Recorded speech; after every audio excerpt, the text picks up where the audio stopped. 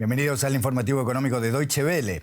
Elon Musk ha comprado Twitter por 44.000 millones de dólares. Así lo anunció la red social, que va a dejar de cotizar en bolsa. La oferta de Musk fue aprobada de manera unánime por la junta directiva de Twitter y se espera que llegue a término este año todavía, después de que reciba el visto bueno de accionistas y reguladores. Musk va a pagar $54.20 por acción en esta operación. La noticia se había filtrado antes del anuncio oficial. Esto provocó una disparada inmediata de las acciones de Twitter en Wall Street de más del 5%. Esto obligó la suspensión temporánea de su cotización. A mediados de este mes, Musk propuso hacerse con la totalidad de Twitter cuando ya poseía el 9,2% del capital accionario. El magnate estadounidense, dueño de Tesla y SpaceX, prometió transformar a Twitter para incrementar la confianza de los usuarios y convertirla en la plataforma de la libertad de expresión por antonomasia. Y ya mismo analizamos la noticia económica del día con nuestra corresponsal financiera en Nueva York, Ana Nieto. Ana, en apenas pocos días la empresa Twitter ha pasado de defenderse de Elon Musk a aceptar finalmente su oferta. ¿Qué fue lo que cambió? Pues han cambiado dos cosas. La primera es que Musk este fin de semana ha presentado la estructura de su oferta y de financiación. El compromiso de la banca, liderado por Morgan Stanley, para financiar y endeudarse por 25.000 millones para comprar Twitter. Musk también ha comprometido 21.000 millones en acciones. Todavía faltan detalles de dónde va a venir este dinero, no se han hecho del todo públicos, pero para Twitter ha sido suficiente. Elon Musk es el hombre más rico del mundo, pero la mayor parte de su fortuna está ligada a las acciones de Tesla, la compañía de coches eléctricos que él preside y que, por cierto, hoy ha caído en su cotización. La segunda cosa que ha cambiado es que desde que se abrió el drama de la OPA hostil, apenas hace unos días, Twitter no ha podido conseguir que nadie haga una contraoferta a Elon Musk, por lo que su oferta inicial y final es la que ha salido ganadora. Esta, de todas maneras, es una muy fuerte apuesta por Twitter de parte de Elon Musk. Es un 44.000 millones por una empresa que en el último trimestre del año pasado apenas ganó unos 180 millones de dólares. Cuéntanos sobre los planes de Musk para Twitter. ¿Qué es lo que se propone hacer? Pues no se sabe gran cosa porque él lo que ha dicho es que quiere que Twitter se convierta en un foro sin restricciones para la libertad de expresión, en el que no haya bots o spams, que se tenga el algoritmo abierto, que no haya sesgos, algo que realmente ha sido muy aplaudido por la derecha, por el Partido Republicano de este país, que está viendo la posibilidad de que el expresidente Donald Trump vuelva a Twitter. Por cierto, que Trump, que está poniendo en marcha otra red social, ha dicho que no tiene ningún interés en volver a Twitter. En cualquier caso, Musk ha dicho que los límites a la libertad de expresión vendrán por parte de los países en donde esté Twitter.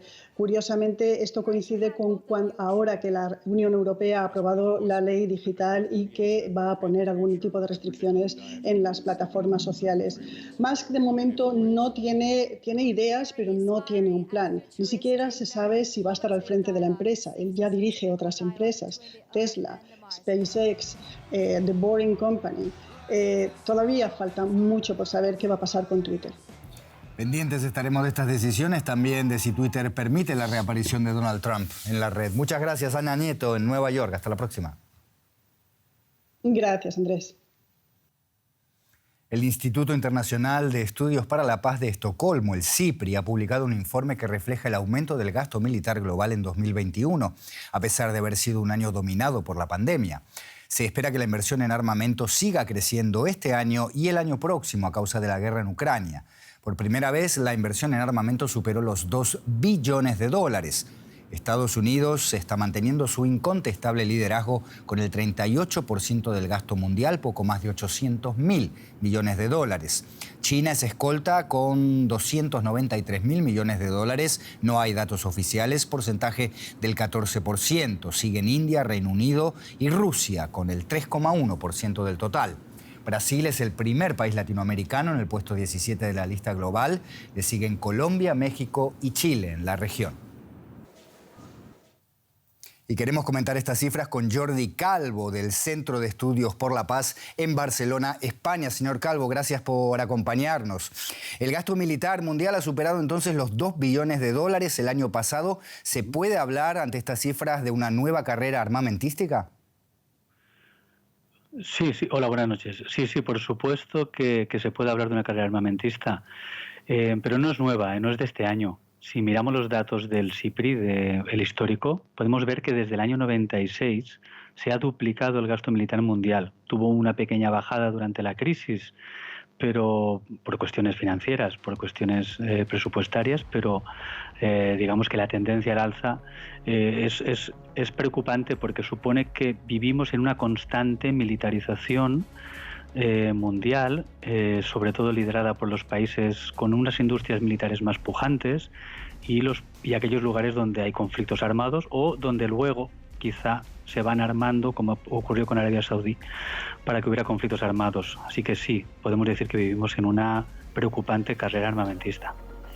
Y hablemos concretamente de Rusia, señor Calvo. Rusia ha ido revisando al alza su gasto militar, también en 2021, a medida que desplegaba tropas en la frontera con Ucrania. Pero ¿qué pasa este año, lo que queda de este año para el próximo? ¿Puede mantener Rusia su presupuesto militar?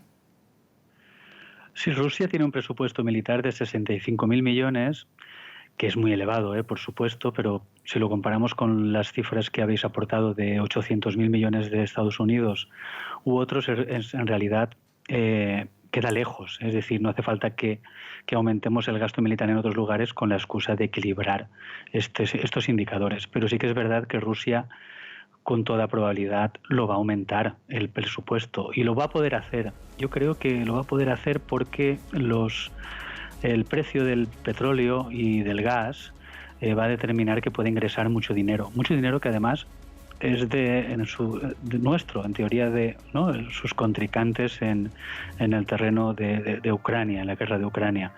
Y Rusia va a ingresar entre 100.000 y 200.000 millones por el gas y el petróleo en un año, este año, y con esto puede financiar, como te digo, buena parte de esos 65.000 millones que son su gasto militar, con los datos que tenemos del año 2021, que ya aumentó porque estaba preveyendo probablemente la terrible invasión en Ucrania. Señor Jordi Calvo, desde Barcelona, muchas gracias por estas aclaraciones. Gracias, buenas noches. Hacemos ahora un rápido repaso por otras noticias de esta jornada. La Agencia Reguladora de Estados Unidos ha aprobado el medicamento anti-COVID Remdesivir de la farmacéutica Gowlit para niños y bebés de más de 28 días de vida. Es la primera vez que la Administración de Alimentos y Medicamentos aprueba una medicina de este tipo para niños menores de 12 años. Se suministrará a niños hospitalizados o con alto riesgo de contraer COVID-19. La policía noruega ha arrestado a 20 activistas de Greenpeace y Extinction Rebellion por bloquear un buque que llevaba petróleo ruso a una plataforma de ExxonMobil. El grupo exigió al gobierno noruego que prohíba las importaciones de combustibles fósiles rusos y dijo que la filial local de ExxonMobil debe cancelar los contratos con Rusia. El gabinete alemán ha modificado la ley de seguridad energética. En caso de una crisis energética, permite al Estado reunir a las empresas en un sistema estatal y en casos extremos incluso expropiarlas. Esta legislación, aún vigente, se remonta a la crisis del petróleo de los años 70. Europa y Occidente respiraron aliviados después de la victoria del presidente francés Emmanuel Macron sobre la candidata de extrema derecha Marine Le Pen. Políticos e inversores ya cuentan con la continuidad del papel de Francia dentro de la comunidad internacional, pero la segunda economía de la Unión Europea sigue enfrentando grandes desafíos. Los anteriores intentos de reformas del presidente Macron, como cambios en leyes laborales, en la edad de jubilación, chocaron con las violentas protestas del movimiento de los chalecos amarillos.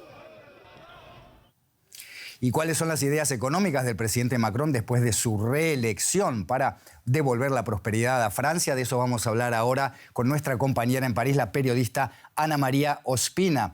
Ana María, el presidente de Francia, Emmanuel Macron, fue reelegido, 58% de los votos, Marine Le Pen un 42%. La extrema derecha sigue llegando a la segunda vuelta de las elecciones francesas y cada vez gana más porcentaje. De hecho, el 42% de Le Pen fue el porcentaje mayor de la extrema derecha en su historia. Y si no se detiene esta tendencia, podemos imaginarnos que en una o dos elecciones más van a llegar finalmente al Ejecutivo. Cuéntanos qué tiene que hacer Macron, qué resultados económicos tiene que presentar para que la extrema derecha no llegue al poder en Francia. Un cordial saludo. Pues la ultraderecha no ha llegado al poder en Francia, pero ¿hasta cuándo? Se preguntan los franceses, sobre todo quienes votaron en bloque por Macron, aunque no creían mucho en el programa del presidente saliente, pero para que ella no llegara al poder. Es la tercera vez en que este partido político llega a segunda vuelta presidencial, lo hizo ya hace 5 años y ahora preparan todo su engranaje para conseguir la mayoría legislativa en las elecciones de diputados en junio próximo. Pues para evitarlo, el centrista Macron deberá reconciliar las fracturas sociales que quedaron al descubierto durante su primer mandato del llamado presidente de los ricos. Recordemos que varias protestas sociales marcaron su primer mandato, en particular la de los chalecos amarillos, seguida de las movilizaciones contra la reforma de las pensiones, así como la pandemia de COVID-19 y por último la guerra en Ucrania. Los franceses esperan entonces que el gobierno de Macron mejore principalmente su poder adquisitivo, golpeado por sucesivas problemas económicos. Para eso el presidente prometió bloquear hasta donde sea posible el precio del gas, de los carburantes y de la luz, además de mantener la llamada prima Macron, que consiste en dar una bonificación a los empleados cuyo salario mínimo mensual sea muy bajo.